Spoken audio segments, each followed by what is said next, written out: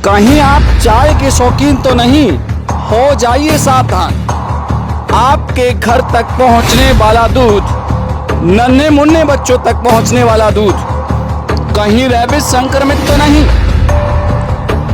दुनिया भर में रेबीज से होने वाली मौतों में भारतीय आंकड़ा 36% है।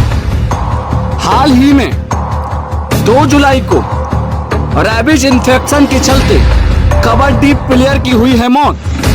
लेकिन जनाब, आज हम आपको एक ऐसी मौत के बारे में बताएंगे जो रेबीज से तो हुई है, लेकिन उसका डॉग बाइट से, कुत्ते के काटने से कोई लेना देना नहीं है। इस खबर को सुनने के बाद आपको आपके पास बिकने वाले और पैकिंग कंपनियों के द्वारा आपको ऑफर किए जाने वाले दूध से डर लगने लगेगा, क्योंकि हम एक ऐसी नाइलाज बीमारी रेबीज से संक्रमित दूध के बारे में आपको एक बड़ा खुलासा करने जा रहे हैं। आपको बताते चले, यदि आप ये सोचते हैं रेबीज केवल कुत्ते के काटने से या कई और अन्य जानवरों के संपर्क में आने से होता है, तो आपकी ये जानकारी गलत है जनाब। इसे थोड़ा ठीक कर लीजिए, क्योंकि अभी हाल ही में न्यूज़ 18 में प्रकाशित एक खबर के अनुसार उत्तर प्रदेश के ग्रेटर नोएडा में एक महिला की रेबीज से मौत हो गई है। लेकिन इस मौत का कारण कोई कुत्ता या तो किसी जानवर का संपर्क में आना नहीं, बल्कि एक गाय का संक्रमित दूध का पीना है। दरअसल गाय को एक कुत्ते ने काट लिया और यह जानकारी महिला को नहीं थी, और महिला ने भी इस पर सक्रियता और नहीं बरती। इसी जागरूकता के अभाव में महिला उस संक्रमित गाय का दूध का सेवन करती रही। कुछ दिनों बाद गाय में रेबीज के संक्रमण देखने को मिली, लेकिन तब तक देर हो चुकी थी। उसके बाद महिला में भी रेबीज के संक्रमित लक्षण देखने को मिली, लेकिन महिला ने अब बहरहाल अपनी जान गंवा दी है, और इसके बाद अब मामला सुर्खियों में है। हाल ही में राष्ट्रीय न्यूज प्रसारित करने वाले लल्लन टॉप ने इस मामले पर सबका ध्यान अपनी ओर आकर्षित करने की कोशिश की है। आपको बताते चले, राष्ट्रीय न्यूज चैनल 18 में प्रसारित इस खबर के अनुसार महिला की मौत का जिम्मेदार कुत्ते का काटना नहीं, बल्कि संक्रमित गाय के दूध का इस्तेमाल था।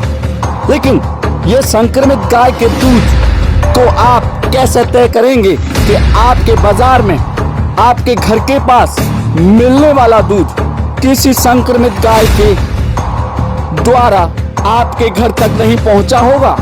यदि ये इतना संवेदनशील मामला है, तो हमारे देश के उच्च स्तरीय पढ़ाई करने वाले अधिकारियों ने अब तक इस पर क्या व्यवस्थाएं की हैं, क्या जागरूकताएं की हैं? अब बात करते हैं पैकिंग में मिलने वाले दूध की। तो पैकिंग में जो दूध दूधियों के द्वारा बड़ी कंपनियों को दिया जाता है, तो बड़ी कंपनियां आखिरकार किन मानकों के प्रयोग से तय करती हैं कि दूध जो दूधिया के द्वारा पैकिंग कंपनी को बेचा जा रहा है, वह दूध रेबीज से संक्रमित नहीं है? बहरहाल एक सक्रिय उपभोक्ता को इस खबर के सामने आने के बाद डर ही लगेगा, और यदि किसी व्यक्ति की किसी दूध से संक्रमित, किसी रेबीज से संक्रमित दूध के कारण मौत हो जाती है, तो उसका जिम्मेदार कौन रहेगा?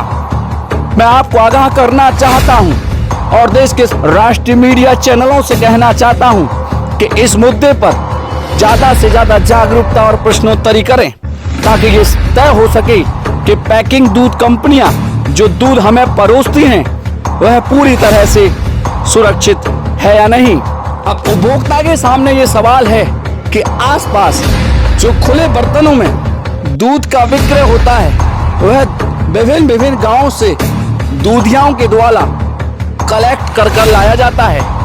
किस गाय को किस संक्रमित कुत्ते ने काटा, ये कौन सी साइंस तय कर पाएगी?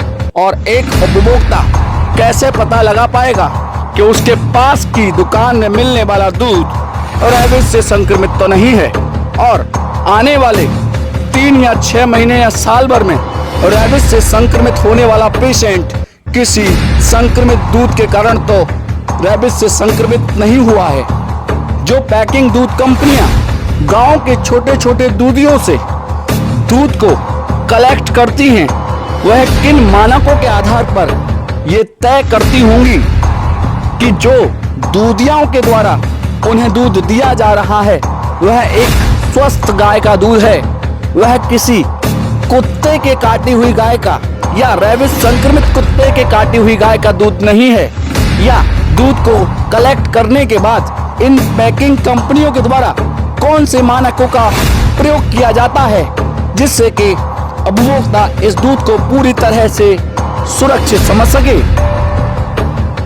ये तस्वीरें तो जब ही साफ हो पाएंगी जब मीडिया कर्मियों के द्वारा और हमारी सरकार के द्वारा इस पर कोई स्पष्ट टिप्पणी आएगी। तब तक के लिए ये प्रश्न एक मौत के दूध और इन्फेक्शन दूध के बड़े सवाल के रूप में ही हमारे सामने रहेगा। आप देख रहे हैं तरुण कुमार शर्मा की यह विशेष रिपोर्ट।